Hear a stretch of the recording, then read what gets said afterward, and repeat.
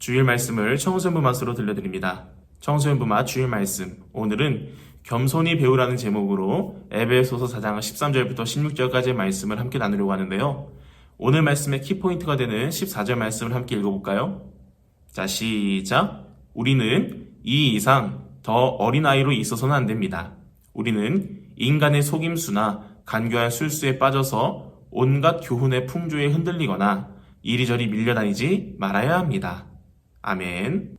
우리는 예수님의 삶을 통해서 열정으로 사는 법과 온전히 사랑하는 법을 배울 수 있습니다. 그리고 오늘은 그 세 번째, 바로 겸손히 배우는 법을 배우게 되는데요. 우리가 겸손히 주님께 배워야 하는 이유가 있습니다. 바로 옛사람으로 살지 않고 새사람으로 살기 위해서인데요. 주님을 닮으려면 믿는 것과 아는 것, 그리고 행하는 것이 있어야 해요. 예수님을 우리가 주님이라고 고백하는데 정말 예수님을 나의 주인으로 생각한다면 예수님의 말씀대로 그 믿음대로 살아야 하는 것이죠.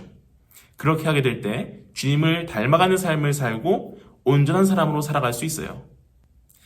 성숙한 믿음을 가진 예수님의 사람들은 어린아이처럼 행동하지 않아요. 말씀에서는 사람의 속임수나 간교한 술수에 빠지지 않는다고 말하는데요. 성숙한 믿음을 가졌기 때문에 이리저리 밀려다니지 않을 수 있어요. 특히 오늘날처럼 정보가 홍수처럼 밀려드는 시대를 살아가는 우리에게 가장 필요한 것이 바로 이 성숙한 믿음이라는 거예요. 성숙한 믿음은 겸손히 예수님께 배울 때 나타난다고 말씀에서 우리가 살펴봤는데요. 그럼 어른이라고 다 성숙한 믿음을 가지냐? 우리 친구들과 같이 성인이 아니면 미성숙하고 온전하지 못한 믿음을 가지느냐고 질문하면 아니라고 말할 수 있어요. 몸은 어른이지만 미성숙하고 온전하지 못한 믿음을 가진 사람들도 있고, 비록 성인이 되진 못했지만 온전한 믿음, 성숙하게 예수님을 믿는 믿음을 가진 사람들도 있다는 거예요. 나는 나이가 어리다고 온전한 믿음을 가질 수 없다? 나이가 어려도 예수님께 겸손히 배우게 되면 성숙한 믿음을 주실 거라 믿어요. 그럼 성경에서 말하는 성숙한 믿음, 성숙한 자아를 가진 사람은 누가 있을까요? 바로 마태복음 15장 말씀에 등장하는 가나안 여인입니다. 마가복음에서는 수로보니게 여인이라고도 말하는데요. 이 여인은 이름도 없고요. 여기 말씀에만 등장하고는 쏙 사라집니다. 다른 부분에서는 그녀에 대한 어떤 내용도 찾아볼 수가 없는 거죠. 그런데 중요한 사실 한 가지는 그녀는 유대인이 아니었다는 겁니다. 이방 사람입니다. 그녀는 예수님이 두로와 시돈 지방으로 다니신다는 소식을 듣고 귀신 들린 자신의 딸을 대신해서 예수님을 찾아갑니다.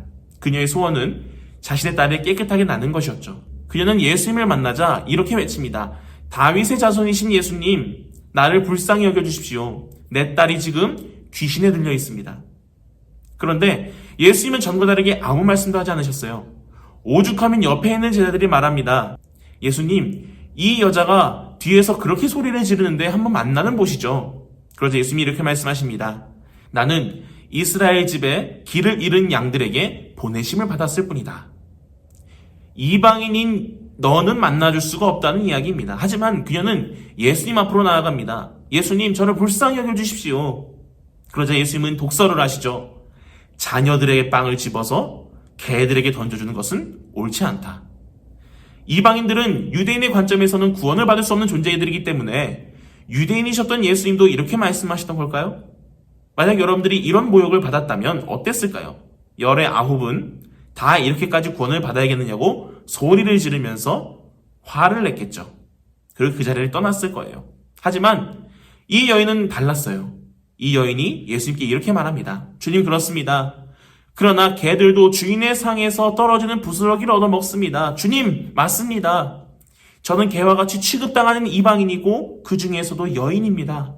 하지만 주인이 먹다 남은 빵 부스러기가 있으면 개가 그것을 먹듯이 유대인들에게도 베풀어 주시는 많은 은혜들 중에서도 약간의 은혜를 보잘것없는 이방 여인인 제게도 베풀어 주실 수 있지 않으실까요?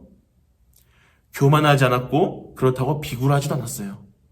그녀는 겸손하게 예수님의 긍휼과 자비를 구했습니다. 그때 예수님이 이렇게 말씀하시죠. 여자여, 내 믿음이 크도다.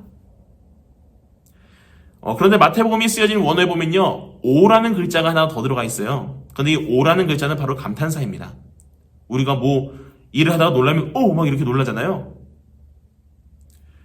예수님은 이방 여인이었지만 성숙한 믿음, 성숙한 자아를 가진 그녀에게 감탄하셨던 거예요. 이 말씀을 통해서 성숙한 사람은 감정의 기복에 따라 내 인격과 품격이 왔다 갔다 하는 것이 아니라 흔들리지 않게 항상 일정한 모습으로 내 인격과 품격을 지킨다는 것을 깨달을 수 있습니다.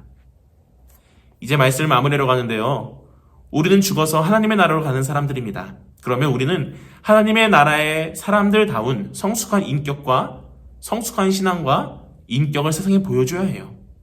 품격은 많이 가졌다고 해서 나오는 게 아니라 나의 내면의 모습, 다시 말하면 나의 성숙한 믿음에서 나올 수 있다는 거예요. 우리 모두 예수님께 성숙한 믿음의 모습을 겸손히 배우는 삶을 살아서 예수님의 품격을 가지고 후회 없는 삶을 살아갈 수 있기를 주님의 이름으로 간절히 소망합니다.